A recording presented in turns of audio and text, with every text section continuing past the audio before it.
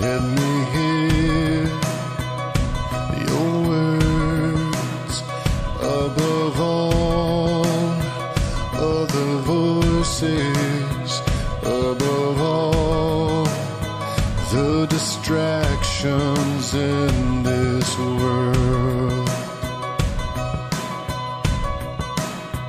Let me hear your words above all other voices, above all the distractions in this world.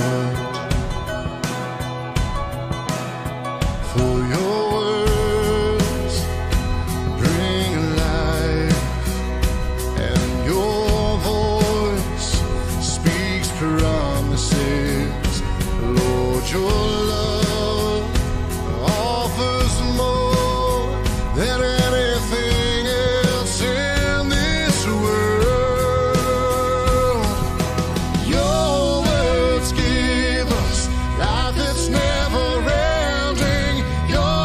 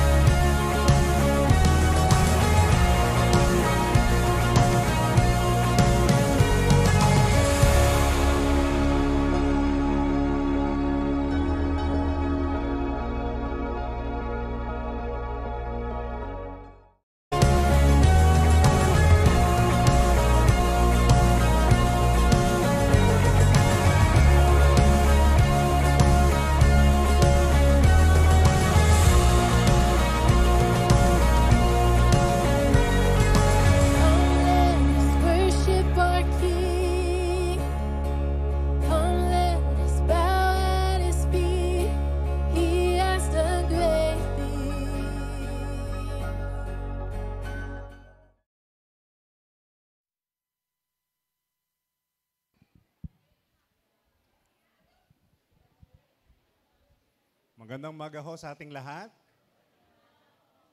Magandang umaga po mga kapatid. Nandito na po ba lahat mga kapatid? Taas nga ho ang kamay ng wala pa. Ayan. Sige, palakpakan muna natin si Lord. Muli po ay nagpapasalamat tayo sapagkat sa umagang ito ay magkakasama tayo. Bagamat makulimlim ang panahon, we are ready to worship. Kaya ihanda lamang ho natin yung sarili natin. Bago tayo mag-pray, actually ho, ang ating kapatid na Maricar at Chabaria, hindi siya makakarating ngayon. Sila po yung family of the day ngayon. Pagpe-pray natin sila. And then, after po ng prayer natin sa family ni Maricar, naririto po kasi yung ilan sa mga aspiring po natin na barangay officials. They are going to file their candidacy tomorrow. Tama ho ba? Bukas na ho ba yun? Sige, pag-pray lang natin sila mamaya. Anyahan lang natin. Lahat po ng lahat pa, kahit po yung wala pang plano na hanggang mamaya pa lang ho ay magpaplano, sumama na rin ho kayo. Meron pa ho, may panahon pa ho para mag-decide. Kaya after po ng prayer natin kay Maricar, yung family po nila, they are the family of the day po ngayon, kaya pag-pray lang natin. Pero sisimulan ho natin yung prayer na yon sa oras na tumahimik tayo. Kaya kung hindi ho tayo tatahimik ng hanggang alas 11, hindi tayo magsisimula. Buti pa ho ang mga online tahimik. Amen. Sige po, yuko lang tayo. Wala man dito si kapatid na Maricar. Pag-pray po natin ang kanyang sambahayan. Let us pray, Lord. Maraming salamat sa umagang ito na ngayon po ay nararanasan namin. Salamat po sa weather. Bagamat medyo makulimlim, para sa amin, napakagandang pagkakataon nito o napakagandang panahon nito para sa ganitong pagkakataon na kami po ay magkakasama sa lugar na ito. Kaya thank you, Lord, sa araw na to. Special yung araw na ito dahil ito'y araw para sa iyo. Hindi ito tungkol sa amin, ito'y tungkol sa iyo, o aming dakilang Diyos. Kaya ihanda mo lamang po yung puso namin sa mga pagpapalang spiritual na matatanggap po namin. Bastang mahalaga, Lord, ibukas lamang namin yung aming mga puso sa iyong mga salita na mahayag sa amin sa umagang ito. At naway maging handa ang buhay namin para mabago ng kapangyarihan ng iyong mga salita. Lord, hindi man namin kasama si kapatid na Maricar at ang kanyang sambahayan. Kami po ay nagpapasalamat sa pamilya niya dahil tunay nga po na sa araw na ito, patuloy niyo pong ipinakikita sa kanila ang masaganang biyaya niyo po, Panginoon. At ito po yung nararanasan po nila, Panginoon. Kaya ang amin pong panalangin, patuloy na biyaya at pagpapala ay paranas mo po kay Maricar at sa kanyang buong pamilya. Ano man po yung panalangin ng kanilang puso, dalangin po namin, Panginoon, na ikaw po, O Diyos, ang magkaloob. Akayin niyo rin po sila, Panginoon, sa yung banal na kalooban, masumpungan na sumusunod sa inyo, masumpungan na na-enjoy po nila ang mga pagpapala na nagmumula sa inyo at nabibigyan ka ng patuloy na kapurihan sa kanilang buhay. Kaya samahan niyo po sila, palakasin niyo po sila spiritually at physically, O God. Samahan niyo po sila, lalo tikit. Kung may mga problemang kinakaharap, patatagin niyo po sila at maging matibay sa kanilang mga pananampalataya. Muli, Panginoon, sa iyo namin ipinagkakatiwala ang lahat at inihiling namin na sumaganang yung biyaya at pagpapala sa sambahayan po ng aming kapatid na Maricar at Chabaria. Ito po ang aming dalangin sa pangalan ng aming Panginoong Yesus. Amen at amen. Sige po, anyahan po natin dito yung mga barangay aspirants po natin na magpapail ng candidacy. Gusto ho nila na magpa-pray din. Kaya tatawagan na po natin lahat. Sige po, lahat po kayo.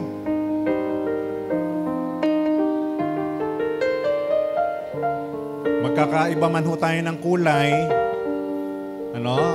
At ang mahalaga po sa pagkakataong ito, pagkakatiwala ho natin sa Panginoon ang lahat. Sige po.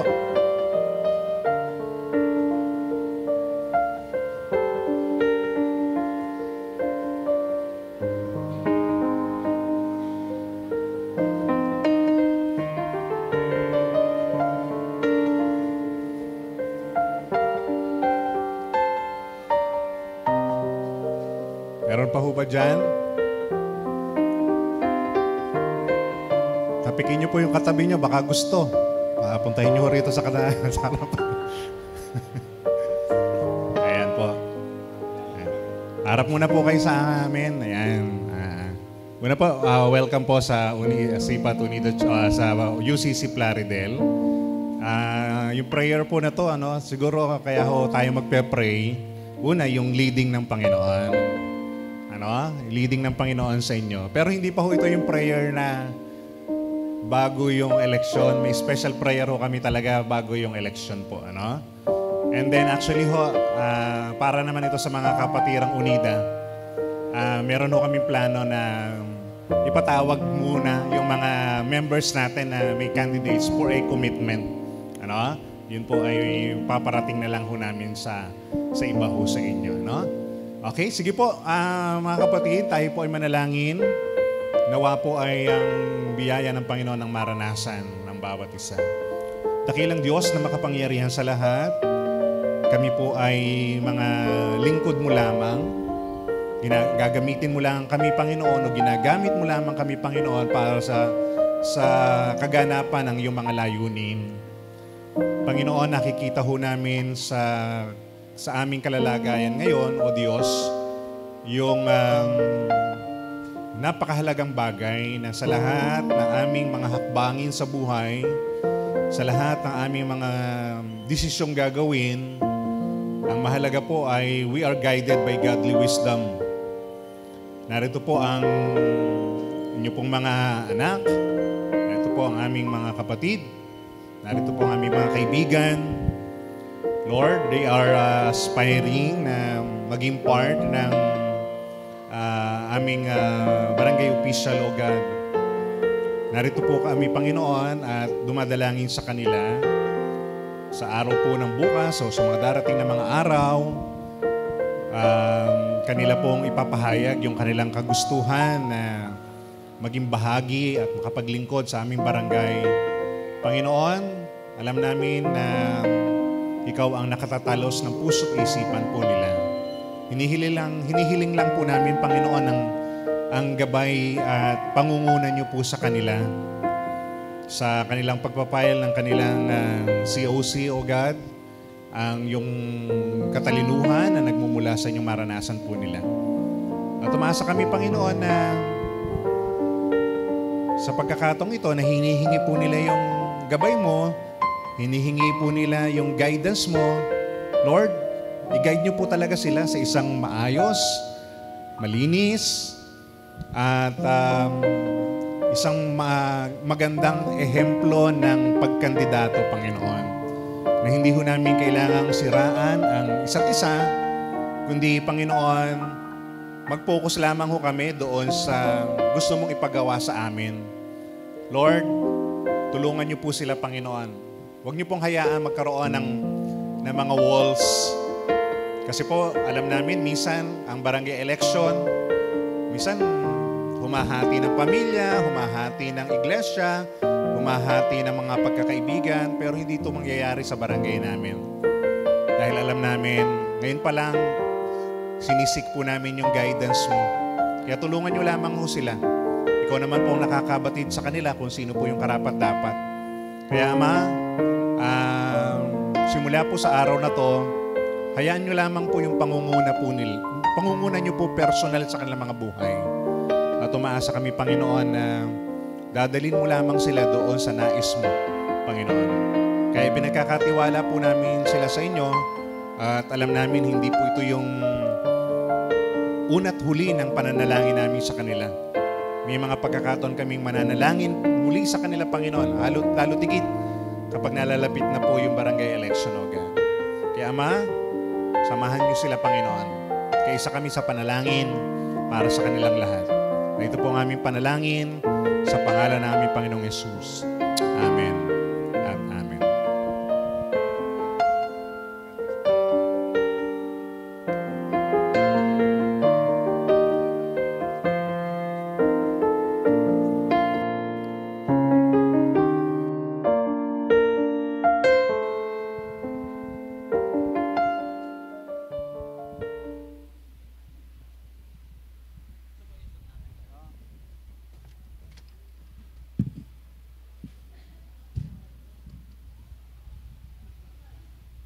Isang magandang umaga po sa atin lahat. Tayo po ay tatayong lahat.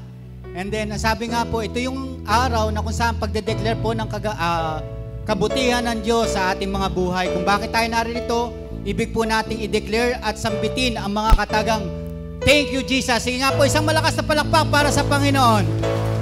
At sa umagang ito, wala pong ibang itataas kundi ang pangalan lamang na ating Panginoon. Let's sing to the Lord. Ikaw lang, Panginoon.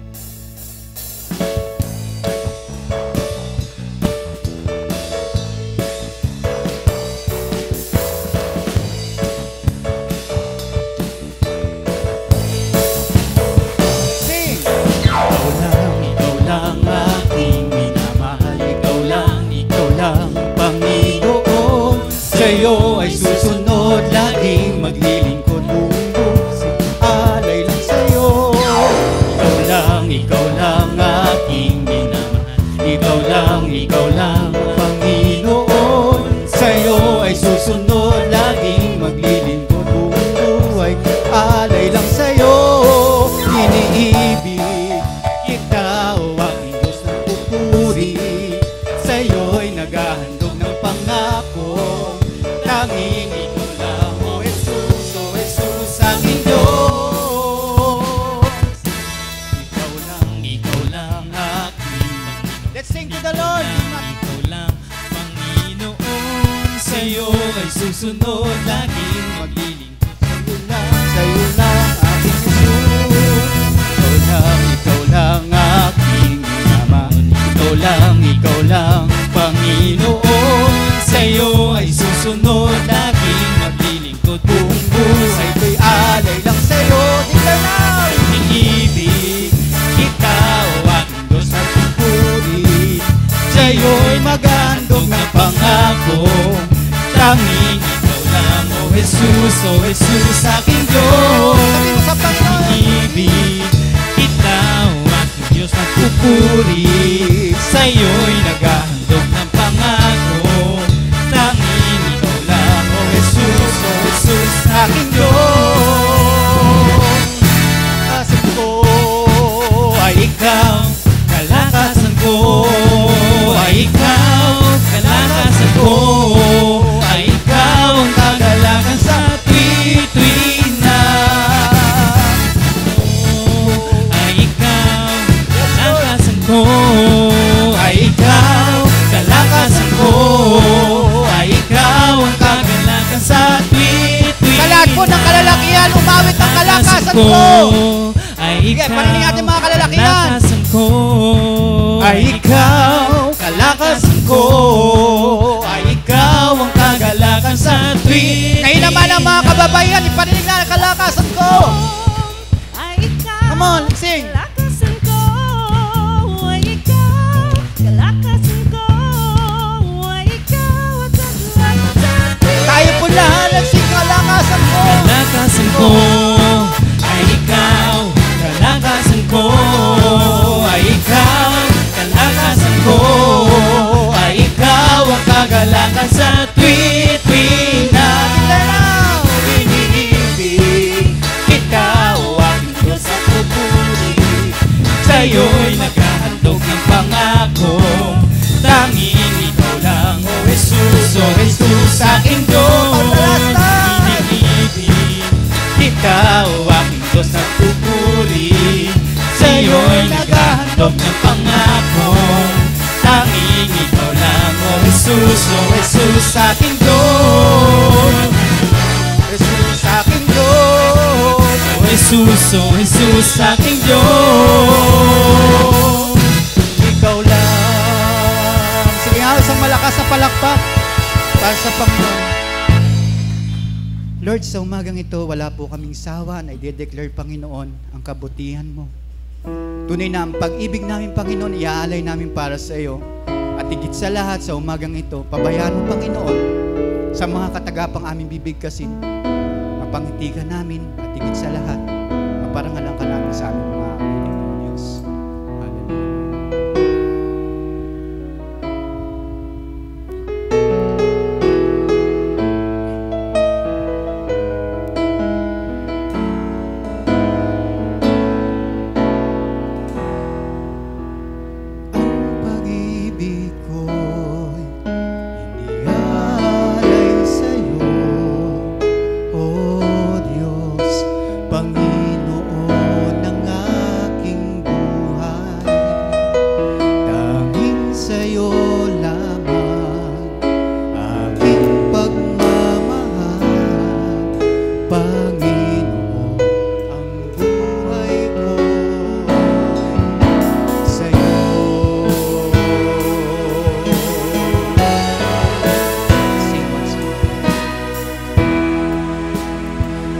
pag-ibig ko'y iniaalay sa'yo,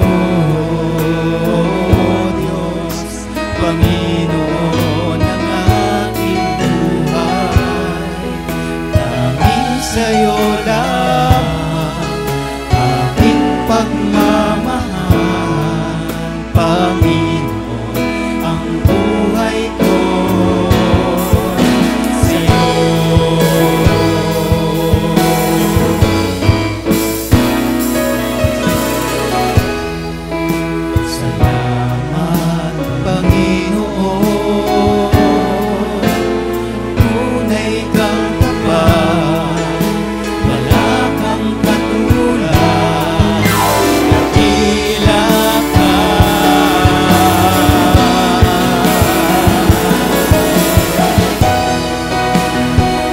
Pag-ibig ko'y iniaalay sa'yo,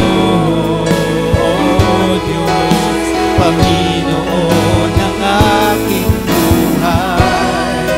Tanging sa'yo lamang aking pagmamahal, Panginoon, ang buhay ko sa'yo.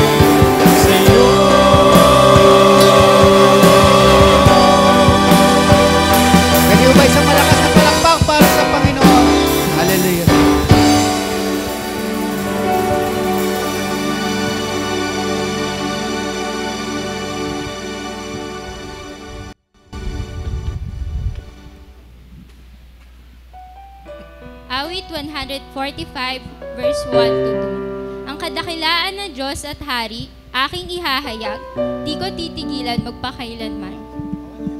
Aking pupurihin pasasalamatan siya araw-araw, di ako titigil ng pasasalamat magpakailanman. Tayo po ay saglit na yumuko at manalangin. Lord, we praise you and we honor you. Maraming salamat po sa panibagong araw na ipinagkaloob niyo po sa bawat isa sa amin. Salamat po sa isang linggo na aming nilakaran, na aming tinahak, na kayo po yung aming naging kasama at kami po ay inyong ginabayan. Salamat po sa mga biyaya na aming natanggap at matatanggap, Lord. Patawarin niyo po kami kung meron po kaming mga bagay o mga nasalita na hindi po nakalulugod sa inyo, Lord God. Lord, help us to overcome things that keep us stagnant, Lord. Alam po namin na yung mga hamon sa buhay namin ay mapagtatagumpayan namin dahil kasama ka po namin, Lord. Nawa po, bigyan niyo po kami ng puso na handang magpatawad, Lord God. And sa inyo po namin itinataas ang aming pananambahan ngayong araw. Bigyan niyo po ng karunungan na nagmumula sa inyo ang anak na inyong gagamitin upang maihayag ang inyong mga aral. Maging sa amin po na makikinig ng inyong mga salita, bigyan niyo po kami ng puso at bukas na isipan na handang matuto, Lord God. Ito po ang aming samot panalangin sa tanging pangalan ng aming Panginoong Jesus. Amen and Amen. Ayan, maaari na pong maupo ang bawat isa. Ayan. Ako po muna ay babati. So, isang mapagpalang pagsamba po sa bawat isa na kasama natin dito sa on-site and maging sa mga nanonood or nakikinig po sa online. So, ngayong araw po ay meron po tayong mga kasama ng mga bisita. So, nandito po si kapatid na Andre de Guzman. Invite po ng ating kapatid na Marlon Gonzales. Nandiyan po ba siya? Ayan.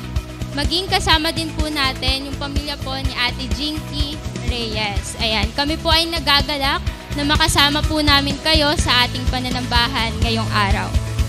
So bago po tayo makarinig ng mensahe ng salita na dadalhin po sa atin ng Diyos, ay pakikinggan po muna natin ang tanging bilang na dadalhin po sa atin ng ating UCC Plaridel Choir sa pangunguna po ng ating choir conductor, si Kuya Oswald Luarca. At kasunod po nito ay ang mensahe ng salita ng Diyos na dadalhin po sa atin ng ating UCC Plaridel National Diaconess. Wala pong iba kundi ang ating minamahal, Jack Cristalin Vinta Santos.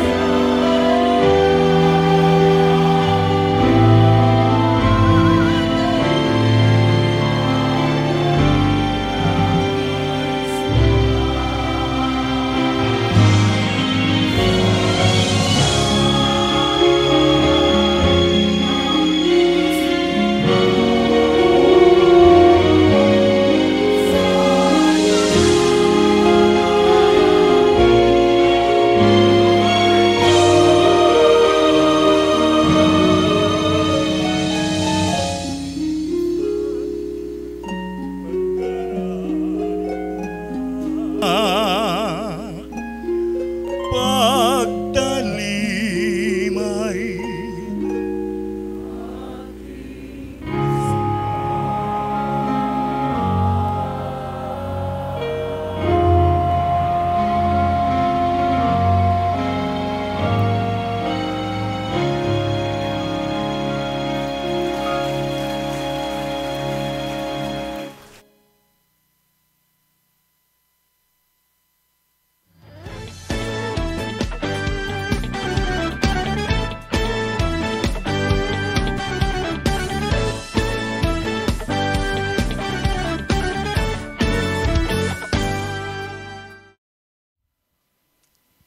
Isang mapagpalang umaga po sa ating lahat. Ayan, isang maligaya at maambong umaga sa bawat isa sa atin. Yan. So, naging challenge po ba sa atin ang panahon? Yan, para po makadalo sa ating pananambahan. So, alam ko po ang tunay na disipulo at tagasunod ng Panginoon. Ano man ang panahon ay susunod sa Panginoon. Amen po ba? Yan, so kahit mainit, yan, kahit malamig or maulan, yan, tayo po ay hindi mahadlangan ng panahon o ng sitwasyon para po tayo ay sama-sama na magpuri at magpasalamat sa ating Panginoon. Yan. So ngayong pong August, yan, as usual po tayo po ay nasa series na Going Deeper. Yan. Sino po rito yung talagang nararamdaman na talagang tumutubo at lumalago ang kanyang buhay espiritual? No? Yung kanyang relasyon sa Panginoon. Say amen. Ayan. At naghahangad pa na mas lalong lumalim sa Panginoon. Yan. At ngayong umaga, ang ating pag-uusapan ay isa sa napakahalaga talaga sa ating iglesia. No? Dahil ito po ay isa sa buhay ng ating iglesia. Pag wala ito, yan, so kumbaga, oo, maaring maging maganda yung building natin, no, panlabas, pero kapag ka ito ay humina or sabi natin hindi nabaliwala, hindi po nabigyan ng pansin. Yan, baliwala po yung magandang building natin, ano. So kaya po, ang ating pag-uusapan ngayon ay going deeper in discipleship. Yan. Sige po, tayo muna po ay humiling ng tulong at gabay sa ating Panginoon sa pamagitan ng panalangin. Aming Diyos na makapangyarihan sa lahat, kami po ay nagpupuri at nagpapasalamat sa isang napakagandang araw at pagkakataon na muli ay pinagkalooban niyo kami ng buhay at lakas, Panginoon. Lord, isang linggo muli ang nagdaan sa aming buhay. Maaring kami ay pagod, pisikal, sa aming mga trabaho, sa aming mga gawain. Pero naglaan kami ng oras sa araw na ito dahil ito ay araw mo, Panginoon. Kaya, Lord, hinihiling namin na patuloy na ihanda mo ang aming puso, ang aming isipan sa mga mensahe na nais mong mahayag sa aming Panginoon. Tanggalin niyo po yung anumang hadlang, mga kabalisahan, anumang mga bagay na maaring gawin ng kaaway para hindi kami makapag-focus, Panginoon, sa mga salita mo. Lord, kayo po ang mahayag at itago niyo po sa likod ng inyong krus ang inyong lingkod upang hindi ang katauhan ko, kundi ang mensahe ng salita mo ang siyang mahayag na ang magpapalago at magpapalakas, magkokorek sa aming buhay pananampalataya. Salamat po muli. Ito lamang po ang aming samot dalangin sa pangalan ni Jesus. Amen. Amen.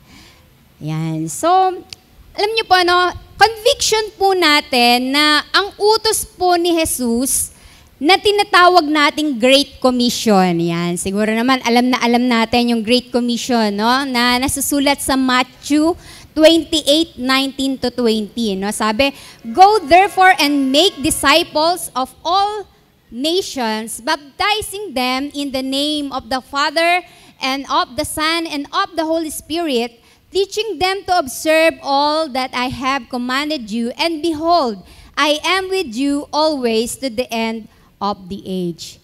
So alam niyo po, sa bawat ito po ay hindi lang po para sa iilan. Hindi lang po para sa mga pastor, hindi lang para sa mga manggagawa, sa mga leaders, kundi para sa bawat isa po sa atin. Ganon din po sa John 15:16, sinabi po ni Jesus, yung layunin kung bakit niya tayo pong lahat ay pinili at hinirang. No, sabi, you did not choose me, but I chose you and appointed you that you should go and bear fruit, and that your fruit should abide, so that whatever you ask the Father in my name, He may give it to you. So merong bunga, lumalago tayo bilang disciples at inaakay din natin ng iba para maging disciples. Ang problema po kasi ngayon, tayong mga Christian, maraming mga Christian po, so akala nila na pag pinag-uusapan yung salitang discipleship, para bang ito ay higher class ng pagiging Christian. Na para lang ba sa iilan? Yan, sino ba nag-iisip dito ngayon? Naku, parang hindi yata magiging interesado yung topic ngayon. Kasi parang hindi naman para sa akin yan. Ang iba, feeling nila, tinawag sila para maging ordinaryo lang. Basta tumanggap daw kay Jesus, mapupunta sa langit, nabaptize, nagsisimba, ayos na. Ang mga tagasunod po ni Jesus, nung unang tawag po na Christian sa Antioch, sa Gawa 11:26, sabi, at ng kanyang matagpuan ay isinama niya ito sa Antioquia. 1 taon silang nanatili roon nakasakasama ng iglesia at nagtuturo sa maraming tao. Doon sa Antioquia, unang tinawag na Kristiyano ang mga tagasunod ni Jesus. So katunayan po, bukod dito, 2 beses po na ginamit lang yung salitang Christian. Yan. So kasi tayo, pagka halimbawa, tinanong kahit sa mga ano ba tawag dito, resume or sa kung ano yung religion, born again Christian. So yun yung talagang karaniwan na nilalagay natin sa ating resume. Pero alam niyo po sa unang sa New Testament, 2 beses lang halos ginamit yung salitang Christian sa New Testament. Bago ito, ang tawag sa kanila ay disciples o Jesus followers. So the call to discipleship is a call to follow Jesus. So kapag ka tinawag kang disipulo ni Jesus, ibig sabihin ikaw ay tagasunod ni Jesus. Yan. Tingnan nyo nga po yung mga katabi ninyo kung talagang iyan ay tagasunod ni Jesus. Yan. So tagasunod ni Yan. So dapat tayo marami kasi tayong pwedeng sundan, Maaring may mga tao tayong tinitignan, na talagang inaay, na parang gusto ko maging kagaya niya, gusto ko maging tagasunod niya, Pero walang hihigit pa na mas pinakamagandang tagasunod kundi ang tagasunod ni Kristo. So para ito sa lahat, for non-Christians to start following Jesus, and for Christians to continue following Jesus. Hindi po ito optional. It's either you accept the invitation or reject it. So minsan po, sabi sa Matthew 19:21, merong lumapit kay Jesus. Lalaking mayaman. Sinabihan niyang ibenta lahat ng ari-arian at ipamigay sa mahihirap. So tapos dugtong niya yung salitang, then come, follow me, or be my disciple. Ang tanong ko po, may karapatan ba si Jesus na sabihin po iyon? Sumunod ka sa akin, Sabi, and come follow me. So yes, He is Lord of all. Siya po yung lumikha sa atin, namamahala sa buhay natin. Ang buhay natin, kasama po ang kayamanan natin, ay sa Kanya at para sa Kanya. Siya rin po yung nagbigay ng Kanyang buhay sa atin para bayaran yung mga kasalanan natin. Siya yung muling nabuhay para bigyan tayo ng tagumpay sa kasalanan at sa kamatayan. So, hindi po naman ibig sabihin na kamatayan na hindi na tayo mamamatay, na magiging immortal na tayo. So alam po natin yon na talagang tayo, pag nakakilala, tumanggap sa ating Panginoon, so alam po natin na mapupunta po tayo, talagang ang buhay, magkakaroon po tayo ng buhay na walang hanggan sa piling ng Panginoon. So siya po ngayon yung nasa kanang kamay ng Diyos sa langit at patuloy na namamagitan para sa atin. Yan. So He is our joy, no, greater than all the pleasures of this world. So ang talikuran po yung sarili natin, yung kasalanan natin, ang lahat-lahat sa atin, alang-alang sa pagsunod kay Jesus. Mahirap po yun. Yan. Sino rito yung talagang nadadalian lang, no, sa pagsunod niya? Sa lahat ng aspeto ng buhay, kahit sa desisyon, maaring marami tayong mga, yung bang nahihirapan sa pagdating sa pagsunod. No? Maaring kahit sa mga simpleng desisyon sa kung paano gastahin ng pera, kung saan ipapasok ang inyong anak, no? Kung ano yung papasukin mong trabaho o negosyo. Yan. So, inaalaw po ba natin na sa bawat kahit maliliit na desisyon ng buhay natin, nakikita talaga yung pagsunod natin sa kalooban ng Panginoon. No? So maaring imposible ito sa tao, pero walang imposible sa Diyos. No? Ang kaligtasan po natin ay nakasalalay sa biyaya at kapangyarihan ng Diyos. No? Di tulad po ng lalaking mayaman, no? Tayo po ngayon, tulad ni na Pedro, no, na nagsabi kay Jesus, "See, we have left everything and followed you." Yan, kaya niyo po ba yun? Yung iwan talaga. No, yung maaring hindi naman natin kaya talaga yung as in iwan lahat, no, at sumunod sa Panginoon. Pero sina Pedro po, mga alagad ni Jesus, no, talagang iniwan po para sa pagsunod sa kanya. So nakita natin kung sino siya. Kumilos ang Espiritu sa puso natin para makita natin kung sino si Jesus para sa atin, no? At hanggang ngayon po, kung hindi ka pa talagang lubusan, no, na parang maaring may mga bagay sa buhay mo na hindi ka pa nagpapasakop o hindi ka lubusang pang sumusunod sa Panginoon. Kapatid, yan, so nakikiusap ako sa iyo na magsimula ka ng sumunod sa Kanya. Yan, so ang laban natin sa buhay, kumbaga sa race, hindi naman yung kung sino yung nauna o kung sino lang yung, siguro may mga natapos na dahil kung halimbawa sila ay talagang kinuha na ng Lord, no? Kung ano yung naging buhay nila habang nandito sa mundo, no? Natapos na nila yung kanilang race. Pero hindi po ang usapan dito, no? Yung matanda ka na sa iglesia o nagsisimula ka pa lang. Ang mahalaga po yung nagpapatuloy ka, no? Nagpapatuloy ka kasi mahirap nga, maaring tumanda ka na sa edad, sa iglesia na to, pero huminto ka pagdating sa kalagitnaan. So parang bigyan mo naman ng magandang laban yung talagang pagsasakripisyo ng Panginoon sa krus ng Kalbaryo. Yan. So what is a disciple? Yan. Ano ba yung disipulo? Sabi, everything we are doing, trying to do, and must do in this church is about disciple making. Yan. So ano raw pong bagay na ginagawa natin at susubukang gawin pa lang, no, at ginagawa, no, sa ating iglesia. Kinakailangan po yan na disciple making, no? We are not just trying to make converts na pagkatapos mabaptize, ayos na, no? Kasali po iyon. Pero yung mission natin ay higit pa po doon, no, to make disciples.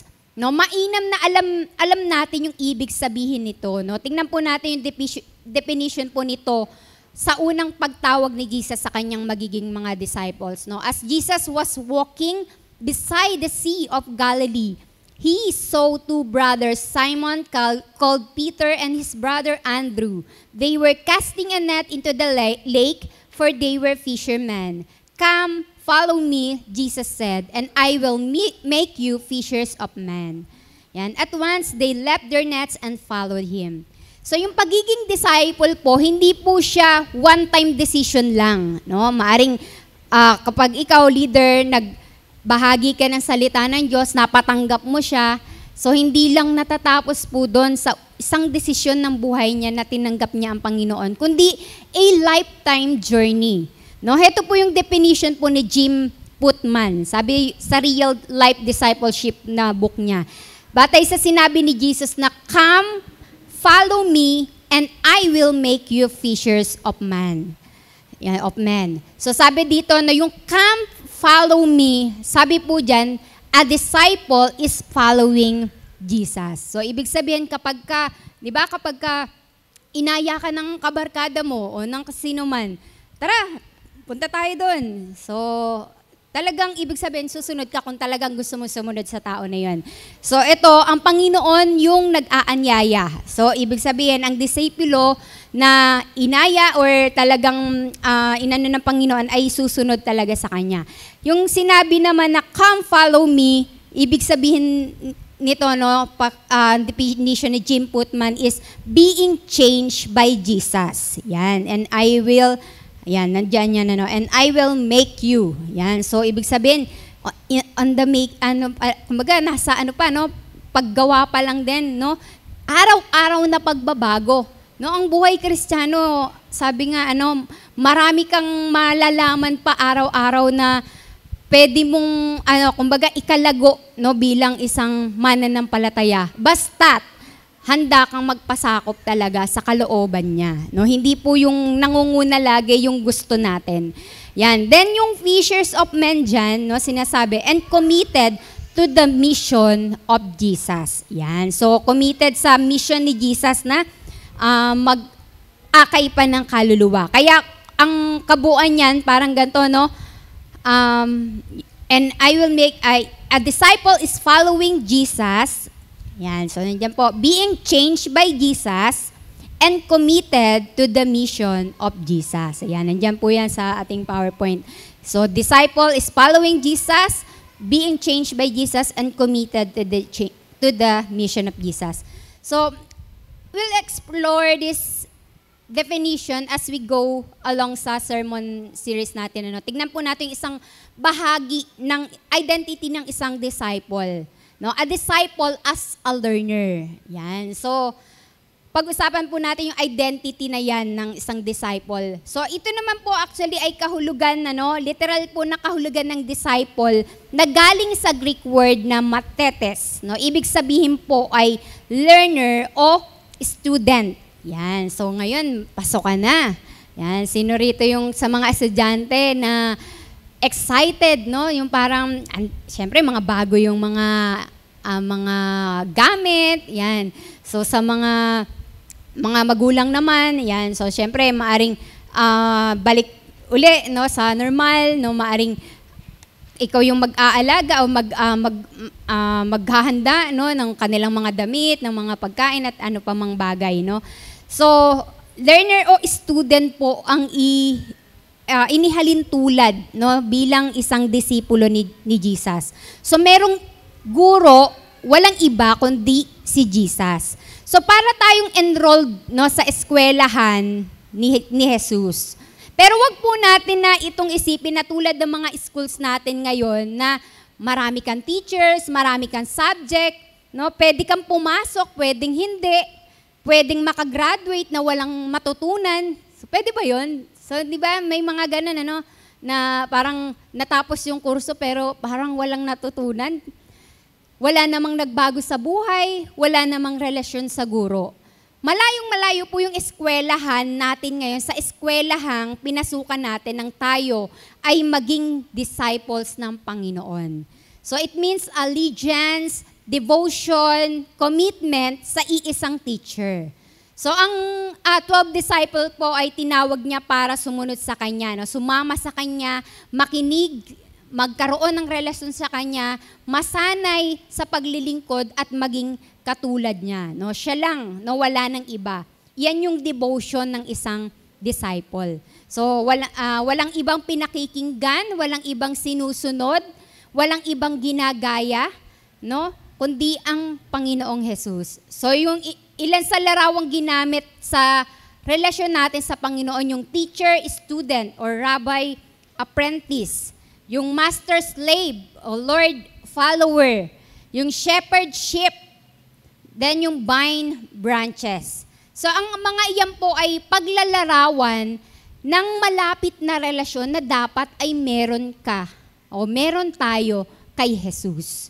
So wag mong isiping dahil nakikinig ka ng sermon, uma-attend ka ng Bible study, cell group, o nag-aaral ka sa theology school, lumalago ka na bilang isang disciple. So hindi po na nasusukat lang sa mga bagay na yon kung lumalago tayo. The life of a learner is a primary life of a close, intimate relationship with Jesus. So meron ka bang ganyang relasyon kay Jesus? No, nararamdaman mo ba yan? Naririnig mo ba siya? Kinakausap mo ba siya? So yung Bible naman and the Holy Spirit, no? Sabi nga, yan, actually, yan, mabalik ko kanina, sabi nga, no, yung kailangan is, kailangan lagi tayong, yung handang matuto, no? Laging kahit nga gumraduate na tayo, no, sa ating eskwelahan na pinapasukan, o kahit sa mga school of leaders, sa mga equipping process ng ating church, hindi dapat natatapos yung pag-aaral, no? Yung learning is a continue na process sa ating buhay.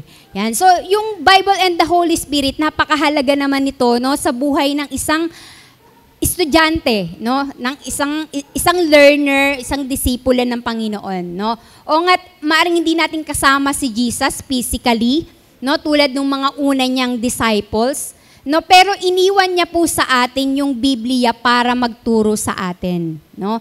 This is the Word of God. So, maaring para sa atin na nagdi-disciple, no, ng salita ng Diyos, no, ay maaring yung iba sinusubukan nilang naman lahat na magagawa nila, no, para magbahagi ng salita ng Diyos, o kaya kahit sa simpleng pagbabasa ng Bible, pero maaring nakakaranas ba kayo parang parang frustrating na kasi maraming mga parang hindi naiintindihan, no, hindi nauunawaan, no, parang sabihin mo, bakit si pastor parang naiintindihan niya na ipapaliwanag niyang mabuti? Bakit kapag ako na yung nagbasa, ako na yung gumawa, parang walang pumapasok sa isip ko, parang hindi ko kaya. So tandaan mo, hindi lang ang Bible ang bigay sa atin ng Diyos, kundi pati ang Holy Spirit, no?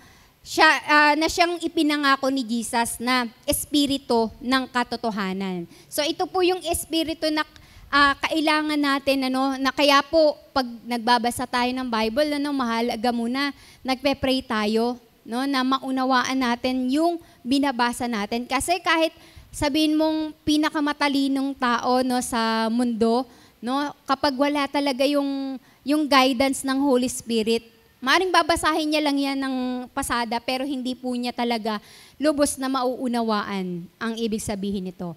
So, ano nga po yung ginagawa ng isang learner? Una, learning by listening to Jesus. Learning by listening to Jesus.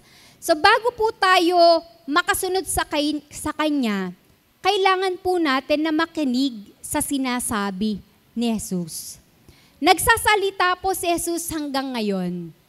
At maririnig mo siya kung ikaw ay isa, no, sa mga disciple ng Panginoon. Sabi nga, sa mga tupa. Sabi po sa John 10:27, "My sheep hear my voice, and I know them, and they follow me." No, kung disciple po tayo, nakikinig tayo. Yan. So, sino rito yung talagang fully nakikinig talaga, no, sa salita ng Diyos. So that's a good thing na maaring naririto ka ngayon, nakikinig. Kailangan natin po yung ganitong focused time with God. Listening to His Word. Kaso po, akala ng marami ang pakikinig ay dito lang. No. Bilang disciples po, we listen to Jesus every day. So ano pong problema? Maaring sobrang ingay ng paligid natin. Yan. So maaring literal na ingay, no, na ingay ng paligid natin. Ang daming nagsasalita sa TV, sa radyo, sa internet, sa kwentuhan ng barkada. Yan, sa anak ko na makulit. Yan. So ang daming mga maingay talaga sa paligid natin. Hindi literal na ingay na yung talagang boses. No? Pero ang dami nating maaring naririnig. Sobrang busy. Walang panahong mailaan sa pagbabasa ng Biblia.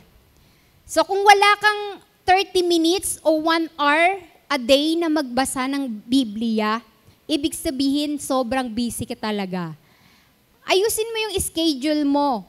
Humanap ka ng, kung humanap ka ng ibang trabaho, magbawas ka sa Facebook time mo, sa TikTok time mo, o sa anumang social media na pwedeng kumukuha ng malaking oras mo. So be like Mary. Di ba si Mary na nakaupo sa paanan ni Jesus at nakikinig na sa itinuturo niya. So hindi po tulad ni Martha, no, na kanyang kapatid na abalang-abala sa paghahanda at wala ng panahon na makinig kay Jesus. So tayo binigyan ng 24 hours a day, 7 days a week, 30 or 31 days a month. Ayan, so hindi ko na alam kung ilang. So, pare-pareho naman po siguro tayo ng araw, oras, minuto, segundo na binibigay ng Panginoon. Pero hindi pwedeng sasabihin natin na wala akong panahon talaga na magpakalalim o magbasa ng Bible, mag-cell group. So, hindi po. So, sa pagbabasa ng Bible, read the Bible devotionally. Yun bang hindi ka nagmamadali? Yun bang para kang nakikipag-date ka? No? Gusto mong lalong ma-inlove sa Kanya. Yan. So, di ba kapag ka nagde-date ka o makikipag-date ka, talagang postura ka, hindi ka lalo pag gusto mo talaga yung kadate mo, hindi ka magmamadali. Gustong-gusto mo siyang kausapin. Ganon sana tayo na lagi nating inaasam at kinasasabikan na kausapin ng Panginoon.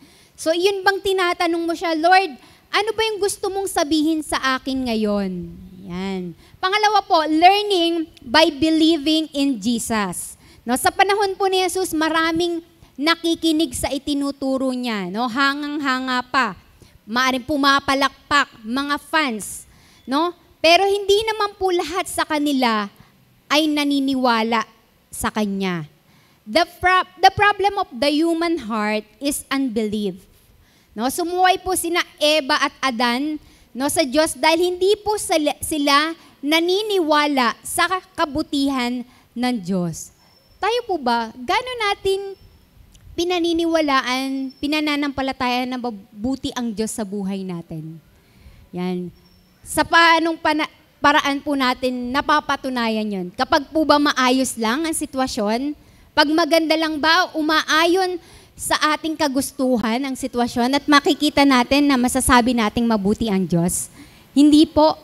Kundi kahit sa anumang sitwasyon ng buhay po natin na maaring binabagyo ka ng anumang pagsubok, no? Mga problema, maaring nalugi sa negosyo, nawala ng trabaho, nagkaroon ng problema sa pamilya, sa pag-aaral, no?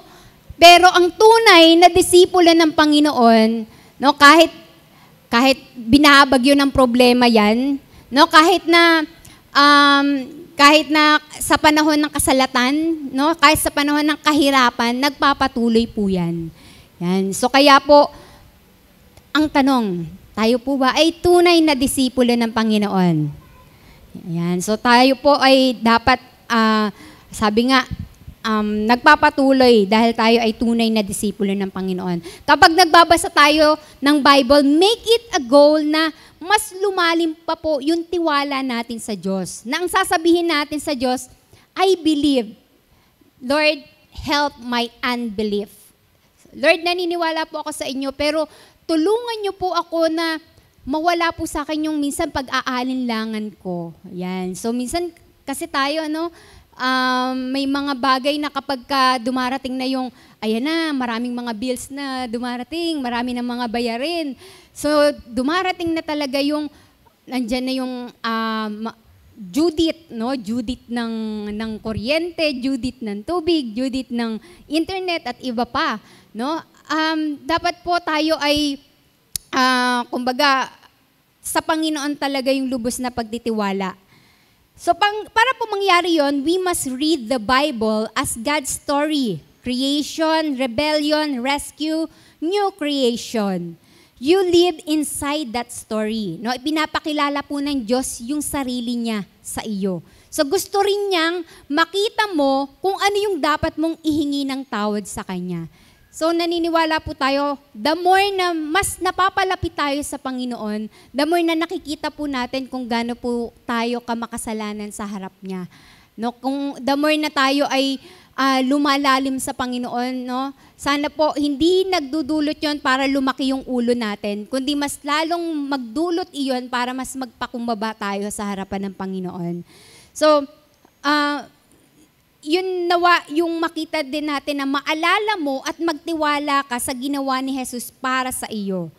Kapag may mga ginawa ng mga pagpapala, mga ginawa ng Diyos na himala sa buhay mo, huwag mo kalimutan yun, kapatid. Kapag maaring ngayon, ay panibagong challenge na naman ng buhay ang dumarating sa amin. So, mawawalan ka ba ng pag-asa? Mawawalan ka ba ng pagtitiwala? Alalahanin mo, kapatid, ang dami ng pinatunayan ng Diyos sa buhay mo. So, yun bang simpleng bagay na nararanasan mo ngayon ang magiging dahilan para tumigil ka? Hindi po. Sana matibay yung pananampalataya natin na ang Diyos noon, ngayon, at kailanman ay tapat sa buhay natin. Amen po ba? Yan. So kapag nananalangin po tayo at sa bawat babasahin natin sa salita ng Diyos, pwede mong itanong yung ganito. Yan, yung know God. Sabi, paano ipinakikilala ng Diyos yung kanyang sarili? Know self. Anong kasalanan yung dapat mong ihingi ng tawad? Remember the gospel. Sino si Jesus at ano yung ginawa niya para sa'yo? And pray for transformation. Ano yung mga dapat mong idalangin, baguhin ng Espiritu sa puso mo? Ang tanong, kapatid, gano'n po tayo kasensitive sa boses ng Panginoon? O mas sensitive tayo sa boses ng asawa natin pagka nagtatalak na o kaya ay pag nagsalita na? Mas takot ba tayo sa sasabihin ng boss natin? No, na ay pag araw ng linggo dapat talaga ay walang day off, so hindi ka pwedeng hindi pumasok. Mas takot ba tayo sa sinasabi ng tao o mas excited tayo sa talagang ipinag-uutos ng Panginoon sa ating buhay? Pangatlo, learning by obeying Jesus. We are not just listeners. So hindi lang po tayo basta tagapakinig lang. We are not just believers. We are followers. So hindi lang tagapakinig, hindi lang ikaw ay basta naniniwala lang. Kailangan ikaw ay tagasunod. No? Kaya nga sinabi ni Jesus sa Great Commission na sa proseso ng disciple making, hindi lang po basta mabaptize sila, kundi maturuan din. So hindi lang maturuan ang mga utos ni Jesus, kundi turuang sumunod sa lahat ng iniuutos niya. No? The goal is not just knowledge, but obedience. So kung magsasalita lang ako dito, no, at ang bawat isa sa atin ay makikinig lang at hindi susunod, yan, maring naglolokohan lang din tayo, na makikinig ka lang pero parang sa magulang, pinagsabihan mo pero susundin pala yung gusto pa rin ng anak mo. So wag na, parang baliwala yung mga pangaral. So kailangan mamuhay tayo ayon sa salita ng Diyos. Sabi nga sa Santiago 1:22, kung ito'y pinakikinggan lamang ninyo, ngunit hindi isinasagawa, dinadaya ninyo ang inyong sarili. Yan. So pwede pala 'yon, maaring dayain tayo ng ibang tao, pero alam niyo po, ang pinakamahirap na madaya yung sarili. Naranasan niyo ba yung madaya ka na sarili mo? Yan. So, nangyayari yon kapag hindi natin isinasagawa ang salita ng Diyos. So, syempre, nagugustuhan natin, maaring ng mga pastors, ng mga speakers, kapag sasabihin, ay, nabless ako sa message mo, pastor. So, pero sa halip na dapat nga, sabihin na, ay, salamat, to God be the glory, dapat pala ang itanong, susundin mo ba ang sinabi ng Diyos? Yan. So, yun dapat ang natin, susundin mo ba ang sinabi ng Diyos? Yung pangungusap ng Diyos sa iyo. Hindi po tayo dapat makilala lang sa iba ng iba sa ating paniniwala, kundi sa pagsunod natin. gayon din naman, patay po yung pananampalataya na walang kalakip na gawa. No? Kaya sabi doon sa James, ipakita mo sa akin ang iyong pananampalatayang walang kasamang gawa at ipapakita ko naman sa iyo ang aking pananampalataya sa pamamagitan ng aking mga gawa. So, sumampalataya ka na ang Diyos ay iisa, hindi ba? Mabuti yan, ang mga demonyo man ay sumasampalataya rin at nanginginig pa. So, meron ba namang tagasunod ni Jesus na hindi sumusunod sa Kanya? Ayan, pwede ba yun? Tagasunod ni Jesus pero hindi sumusunod sa Kanya. O baka naman, daig pa tayo ng demonyo, no? Na maaring pumunta rin dito si Taning no, na pwedeng nagsisimba rin pero ang kaibahan nga lang no, siya yung maaring nag-aano sa atin para ay wag kang mag-focus sa salita ng Diyos o kaya ang daming mga alalahanin na ipapasok sa atin ano. So sana mas kung paanong sabihin si Taning si Satan ay talagang 24 oras na binabantayan tayo, dapat mas dagdagan pa rin natin yung pagiging talagang disipulo ng Panginoon, yung tapat na disipulo ng Panginoon. So when you read the Bible, don't just read, but read it obediently and prayerfully. Yan. So yung bang nagtatanong ka sa Diyos, Lord, ano yung gusto mong sundin ko dito? Ano yung ipinapagawa mo sa akin? Gusto mo bang patawarin ang asawa ko, ang kapatid ko, ang kaibigan ko, ang kumari ko, ang kumpare ko, ang kapitbahay ko? Sige po. Gusto niyo po bang magbigay pa ako ng mas marami sa misyon? Sige po. Gusto niyo po bang mag-mission ako sa Middle East? Yan, sige po. Yan. So kung ano po yung pinagagawa ng Panginoon, no, dapat po lagi tayong lagi po tayong excited sa tinig ng ating Panginoon. At kung may marinig ka mang sinasabi ni Jesus na piling mo ay mahirap sundin, no, tulad yung iwan yung lahat para sumunod sa ipinagagawa niya, pray for the help of the Spirit. No, kaya we need to read the Bible prayerfully. So kasi sa sarili po natin, hindi natin kaya. No? Kundi dahil sa Espiritong nasa atin, walang imposible. Siya po yung bumabago sa atin parang maging katulad tayo ni Jesus. Pang-apat po, learning by imitating Jesus. Sabi po ni Francis Chan, it's impossible to be a disciple or a follower of someone and not end up like that person. So imposible daw na tawaging disipulo o tagasunod ng kung sino man na hindi ang magiging resulta nun ay kamukha siya nung mismong nagtuturo sa kanya. So sabi, no, Jesus said, as a disciple is not above his teacher, but everyone, when he is fully trained, will be like his teacher. So that's the whole point po ng being disciple of Jesus. We imitate him, carry on his ministry, and become like him in the process. So as we listen, believe and obey, we become like him in the process of discipleship. So yun naman po talaga yung kaya tayo gustong magpakalalim sa relasyon natin sa Panginoon para maging katulad po tayo ng Panginoon, to be like Christ. Sa araw-araw po ba nating buhay? Yan. So sa sinasabi natin, sa paraan ng pamumuhay natin, sa paraan ng pagdedesisyon natin, paraan ng pakikisalamuhan natin, nakikita ba talaga ng ibang tao si Jesus sa buhay mo?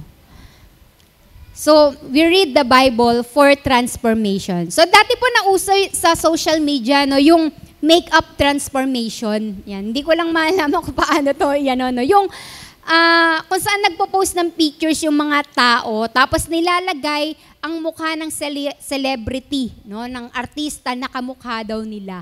Yan. Naranasan niyo ba yung ganon? Halimbawa, si Piolo Pascual. Yan. So, parang hawig nga talaga, no? Hindi ko alam, sino ba kamukha ko? Sabi ganun. Meron ba kamukha? So, maaring may mga hawig-hawig na parang kahit sa panaginip lang, kahit papaano maikamukha natin sa mga artista. Yan. So, di ba nauso yung ganon na maring nakakatuwa yung resulta na parang kahawig nga pala nito ang artista na to.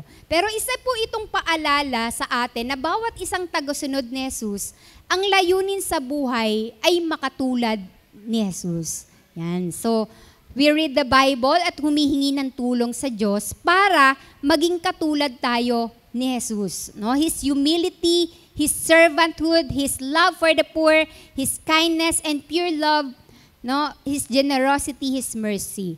Yan. So, how will I read God's word? No, maaari kang bilang disipulo ng Panginoon, ito napaka-basic naman ito, no?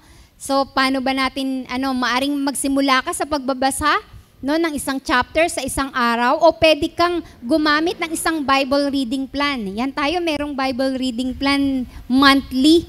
Yan, kung pwedeng mayroon kayong, kumbaga, sa loob ng 1 o 2 taon, mababasa nyo yung buong Bible. Hindi naman kinakailangan isang upuan, mababasa mo ba yun, isang buong Bible. So, meron ding mga Bible apps, no, na mga Bible na pwede nyong i-download sa cellphone nyo, kagaya ng Olive Tree at YouVersion. Yan. So, pwedeng, doon may mga, minsan, verse of the day na. Yan.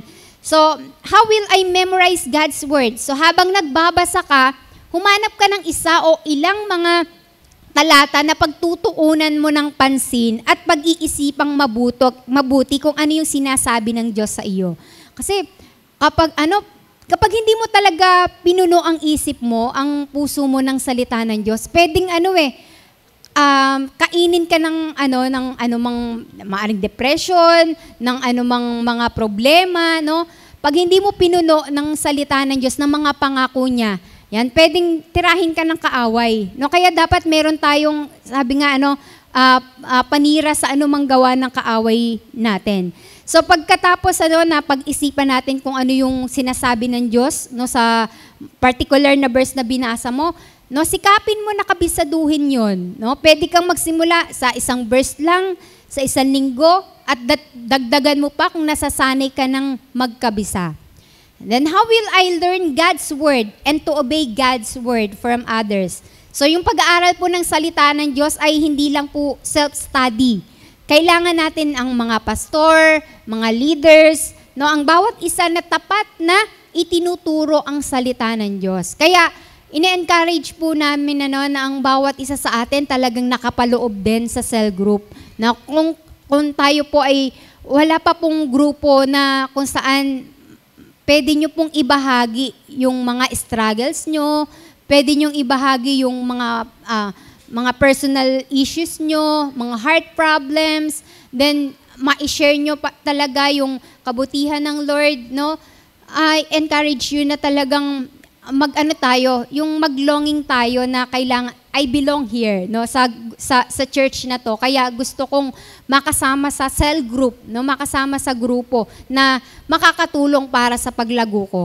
So mag-isip ka ng mga simple at tiyak na paraan para mas matutunan mo yung salita ng Diyos. No, maging ito ay sa worship gathering, sa small group, no, o sa mga aklat na pwede mong basahin, pakinggan na sa mga FB Live or sa mga YouTube. Yan. So, pwede po yan. How will I teach God's word to others? No, ang salita po ng Diyos ay hindi lang po for our own consumption. No? It is meant to be shared. Yan. Kagaya kung ano yung natututunan natin, napapakinggan natin every Sunday, every cell group. Kung ikaw ay talagang malalim na disipulo ng Panginoon, hindi mo hahayaan na sarilinin lang yung natutunan mo, kundi ibahagi ito sa iba. So make a commitment na ang evangelism, no, and discipleship ay dapat nagsisimula una sa loob ng bahay. So parents, no, mga magulang, ang mga anak natin, ang unang inilagay ng Diyos sa pangangalaga natin, no, para sila ay dalhin kay Kristo. No, pagtulungan ninyong mag-asawa ng inyong pamilya, kung hahayaan nyo lang yung mga bata na nakatutok ng ilang oras sa smartphone at hindi mo bibigyan ng restriction, kay Kristo mo ba sila madadala? Do you spend time as a family to read the Bible, pray, and sing together? Mga tatay, kung nahihirapan pa kayo na gawin yan sa loob ng bahay, No, magtulong-tulong tayo para ma-empower at ma-equip kayo how to take responsibility of your for your family. Gawin ninyong lahat na magagawa ninyo para madala din sila sa church. Kung nahihiya ka pa na ikaw magbahagi, pwedeng invite mo lang sa church. No, dalhin ninyo yung mga anak ninyo sa Sunday school, no, during worship para makapag talagang focus din kayo. Tapos umattend ka rin ng mga equipping classes, mentoring, cell group, prayer meeting at iba pa. No, ikaw yung may primary responsibility sa mga anak mo. Pero narito yung church para tulungan tayo na madala, no, ang mga anak natin, ang pamilya natin sa Panginoon. Kung late gumising ang anak mo, no, gisingin mo, buhatin mo papunta sa church. No, turuan mo na matulog ng maaga. No, totoo namang hindi natin mapipilit ang ibang kasama natin na umattend sa church. Lalo na kung malaki na yung mga yan. Pero ano po yung ginagawa mo para mahikayat sila na pumunta sa church? Do you at least pray for them? Ganon din yung mga kaibigan niya kung nahihirapan kayo na i-share ang gospel sa kanya. No, kapag dinala mo sila, no, sa worship gathering na kagaya nito, maaaring makakapakinig sila ng mga sermon, mga song and prayers. No, pwede mo silang tanungin kung ano yung feedback nila, no? Kung ano yung natutunan nila. Then humingi ka rin ng tulong, no, sa pag-share ng gospel at mag-disciple ng ibang tao. So hindi mo kailangan na gawin tong mag-isa, no, na natatakot ka, maaring may mga hindrances, no? Kung meron kang kamag-anak o kapitbahay na meron kang burden na makakilala kay Kristo, kausapin mo yung mga pastors, workers, elders, no, cell leaders, ibang members ng church na samahan ka, na dalawin sila. Yung simpleng alam nyo po yung kahit minsan may mga taong magaling talaga sa pag-i-invite, no? Maaring nahihirapan sila sa pag-share ng gospel, pero yung simpleng makatabi lang, no? Maya-maya makakasama niya na. So, ano po yun, ano, talent din yun, ano, na pwede mong ipagamit sa Panginoon para akay ka ng kaluluwa sa Kanya. So, meron po ba tayong pagnanais na makapag-akay ng kaluluwa? So tayo po mga minamahal na mga kapatid, sa bawat gagawin po natin, lagi po nating tandaan, ginagawa natin ito not just for information, but for our transformation. And sa ating pong pagtatapos, maaari po bang anyayahan na tumayo ang lahat?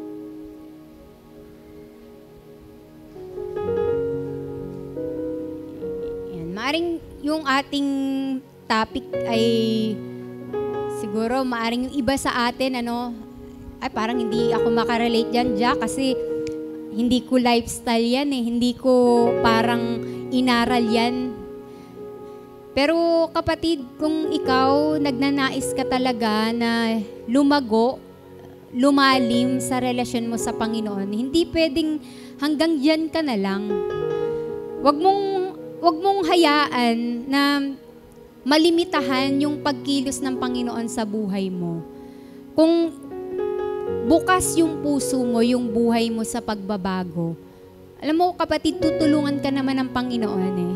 Basta tayo handa, no? Lagi tayong maging open sa pagbabago. Lagi, kumbaga magkaroon tayo ng isang puso na handang magpaturo sa Panginoon. Sabihin mo lang sa Panginoon, Lord, hindi ko kaya to. Parang nahihiya ako. Maaring sa personality ko, hindi ako kagaya ng ibang tao na napakagaling magsalita, na napakagaling mag-explain ng Word of God. Pero at least yung buhay ko lang, makita nila kung paano mo ako binago. Maaring iyon yung paraan para makakilala din ng pamilya ko. Maaring iyon din yung paraan para madala ko yung mga kamag-anak ko, yung mga mahal ko sa buhay, mga kaibigan ko. Yan. Tayo po ay manalangin. Aming Diyos na makapangyarihan sa lahat, maraming salamat po sa umagang ito, sa mga salita mo na inihayag sa bawat isa sa amin. Na tunay nga po bilang isang disipulo, bilang tagasunod mo, Panginoon, maaring may mga bagay sa buhay namin, kami bilang isang tagasunod mo, nakikita mo pa rin talaga na meron kaming bahagi sa buhay namin na hindi namin kayang lubusan na ipagkatiwala sa inyo, na lubusang sundin talaga yung kalooban mo. Panginoon, tulungan nyo kami na maging mabuting halimbawa ng pagsunod sa inyo, na makilala kami ng mga tao na hindi po kami hindi kami sumusunod sa sarili, layaw lang namin sa sariling gusto namin, kundi makita ng mga tao, nahahanga sila na kahit maaring nahihirapan, kahit nasasaktan, pero handang sumunod sa inyong kalooban. Lord, alam ko po na nakikita mo yung puso namin, Panginoon. Nais namin sumunod sa inyo, nais namin lumago sa inyo, Panginoon, sa relasyon namin sa inyo. Lord, yung series namin, mula pa lang ng July at ngayong August, Panginoon, patungkol sa paglalim. Lord, kung i-check namin yung sarili namin, gano'n na ba kami kalalim talaga sa pananampalataya namin, sa relasyon namin sa inyo, at lalo't higit sa pagdidisipulo. Lord, maaring sa mga naunang pinag-usapan namin, pinalalim mo kami sa mga relasyon namin sa relasyon namin sa inyo, Panginoon. Pero hindi po natatapos na makilala ka lamang namin sa buhay namin. Gusto naman namin yung magkakaroon ng talagang tatak sa buhay ng ibang tao, na kami bilang mga lingkod mo ay ginamit mo para sila ay sumunod din sa inyo, Panginoon. Gamitin nyo kaming instrumento para makakilala ang maraming tao, Panginoon, maihayag ang inyong mabuting balita. Kaya sa inyo namin pinagkakatiwala ang lahat, Panginoon. Ikaw po ang pinapasakop na namin ang aming buong buhay sa inyo, Panginoon. Lahat ng aming desisyon, lahat ng aming gagawin, nawa po lagi ang layunin namin ay para sa kapurihan mo lamang, Panginoon. Hindi para maitaas ang aming pangalan, kundi ang inyong pangalan, Panginoon. Kaya salamat po muli, at sa inyo namin maingat na binabalik ang lahat ng papuri at pasasalamat sa pangalan ni Jesus. Amen. Amen.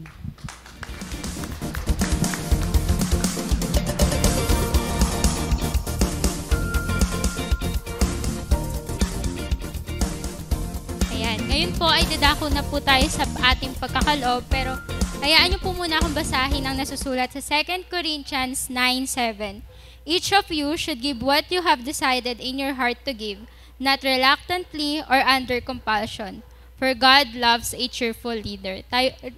Tayo po ay saglit na yumuko at manalangin. Panginoon namin na dakila, maraming salamat po sa mga aral na nahayag sa buhay ng bawat isa sa amin ngayong araw, Lord. Lord, tulungan mo po kami na itong mga aral na ito ay hindi maging salita lamang na aming narinig ngayon, bagkus ito po ay aming maisapamuhay araw-araw. Bigyan niyo rin po kami ng puso at bukas palad na kamay na maging tapat na magbalik ng kaloob sa inyo. Ito po ang aming dalangin sa pangalan ni Jesus. Amen. So inaaniyahan po ang ating mga smile minister sa paglikom ng kaloob, at kasabay po nito ang ating mga balita at pahayag.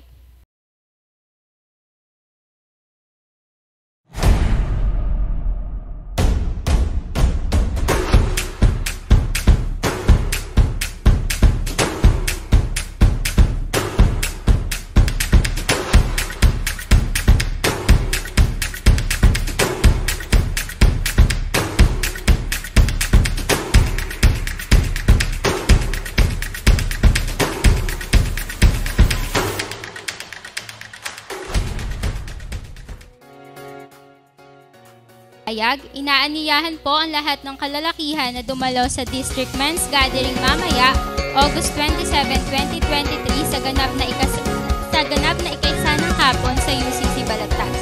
Ang isusuot po ng lahat ng dadalo ay kulay blue na t-shirt, at makipag-ugnayan po kayo sa Pangulo ng Kalalakihan ng Distrito, Kapatid Jerome Lucas, para po sa iba pang mga detalye. At inaaniyahan naman po ang lahat na dumalo sa ating small group conference sa August 28, 2023 sa ganap na ika-8 ng umaga hanggang ika-4 at kalahati ng hapon sa UCC Anabu, Imus, Cavite. Ito po ay mayroong registration fee na 500 pesos. At Sa mga nagnanais po na dumalo ay makipag-ugnayan po kayo kay Jack Crystal Santos para ma-register kayo at malaman ang iba pang mga detalye. Muli pong hinihikayat ang bawat isa na dumalo sa ating on-site midweek prayer meeting every Wednesday at 6:30 p.m. Meron po tayong 3 compound na pinagdarausan ng ating gawain. Para po sa mga taga-Hulo ay sa Victorias Compound, sa mga taga-Sentro po ay sa Pastor Luarcas Compound at sa mga taga-Losa naman po ay sa Sibug Compound. Ito lamang po para po sa ating mga balita at pahayag, muli sa mapagpalang araw po.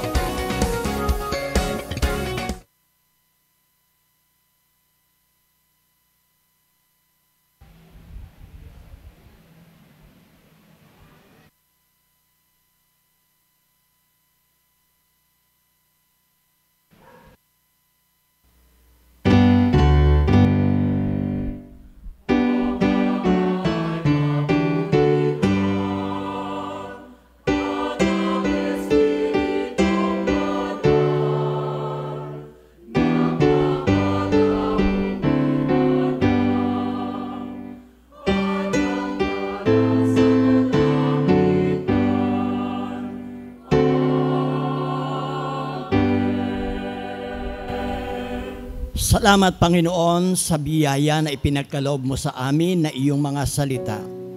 Panginoon, hinahamon mo ang bawat isa sa amin. Dahil ikaw ang pumili upang kami ay narito, sumamba, at higit sa lahat ay pakinggan ang iyong mga salita. Panginoon, nais mo, Panginoon, na ang bawat mananampalataya na sa inyo ay nagtitiwala. Nais mo na maging disipulo, tagasunod, upang lalo pang lumawak, Panginoon, ang iyong kaharian. Panginoon, tunay na kayo ay mabuti. Na sa ganitong mga sitwasyon ay natuturuan mo ang bawat isa sa amin kung papaano kami susunod at maglilingkod sa inyo. Panginoon, marami kang tinawag, dadapat kakaunti ang siyang sumunod. Kaya naman, dalangin ko, Panginoon, pagpalain mo po ang iyong iglesia na UCC dito sa Plaridel. Na kung saan, Panginoon, patuloy mo, Panginoong, ibinibigay sa amin yung aming mga gawain. Alam po ninyo na ito ang isang bagay na nais nyo na gawin po sa amin. Na kami ay maging taga-akay ng mga kaluluwa. Na maging isang disipulo na sumusunod at tunay na lumalalim sa paglilingkod. Kaya naman, salamat po, Panginoon, sa iyong kabutihan, sa iyong salita, at sa aming pagsamba. Panginoon, dalangin ko po na pagpalain po ninyo ang iyong church na UCC Plaridel sa 1 linggong lalakaran naming muli. Sa mga itinakdang mga gawain, Panginoon, patuloy po na ito'y aming madaluhan, lalo na po ang mga prayer meeting. Dalangin din namin, O Panginoon, na samahan nyo kami sa bawat araw ng aming pamumuhay. Patuloy kaming magtiwala sa inyo anumang sitwasyon ang aming pagdaanan. Patuloy kaming manalig na ikaw lamang ang Diyos na nakakaalam ng lahat ng bagay. Kaya naman, ang dalangin ko, Panginoon, lalo mong pagtibayin ang pananampalataya ng bawat isa sa amin habang kami sumusunod at naglilingkod sa inyo. Wala po kaming ibang Diyos na paglilingkuran kung hindi kayo lamang, Panginoon.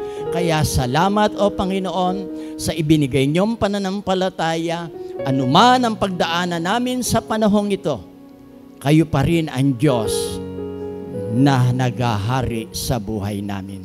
Aming Ama, salamat po, purihin ka, luwalhatiin ka. Ito po ang aming dalangin sa pangalan ni Jesus at hayaan mo nga, O Panginoon, na sa paglabas namin, Panginoon, sa lugaring ito, hindi ka papayag na hindi mo kami bendisyonan, pagpalain, at ibigay ang favor. Kaya naman, O dakilang Diyos, sa umagang ito, hayaan mo po na sa pamamagitan ng inyong maliit na lingkod, ay maitaas ko ang aking mga kamay sa pamamagitan ng inyong pagpapala. Mga minamahal na mga kapatid, mula doon sa hindi nagbabagong pagmamahal ng Diyos, sa patuloy na kanyang kahabagan patuloy na paggabay at pag-iingat sa bawat isa sa atin, sa patuloy na pagtuturo sa atin ng kanyang mga salita. Maranasan natin lahat ang kabutihan ng Diyos, maranasan natin lahat ang pagpapala ng Panginoon, maranasan natin lahat ang kanyang pag-iingat sa buong isang linggong ito na ating lalakaran ngayon man. Kaya Panginoon, salamat po at patuloy ka naming pinapupurihan, niluluwalhati sa inyong banal na pangalan, sa pangalan ng Ama, ng Anak, at ng Espiritu Santo. Amen and Amen. Magandang umaga po.